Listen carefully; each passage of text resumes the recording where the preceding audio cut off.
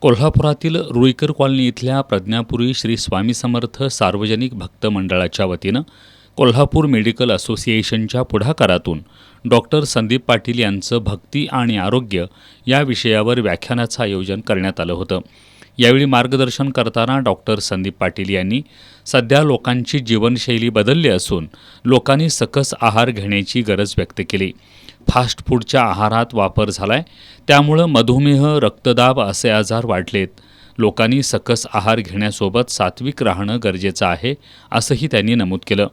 केवळ शारीरिकदृष्ट्या तंदुरुस्त असलं म्हणजे आरोग्य चांगलं आहे असं नाही, तर आपल्याला मानसिक, सामाजिक आणि कौटुंबिक स्वास्थ्य असणं देखील गरजेचं आहे, असंही त्यांनी सांगितलं. निरोगी राहण्यासाठी सकस आहार, व्यायाम आणि मेडिटेशनची गरज असल्याचं डॉक्टर संदीप पाटील यांनी सांगितलं. यावेळी doctor R.M. Kulkarni, A.B. Patil, Arun Dhumale, Arjun Adnaik यांच्यासह डॉक्टर्स तसंच स्वामी सेवेकरी उपस्थित होते.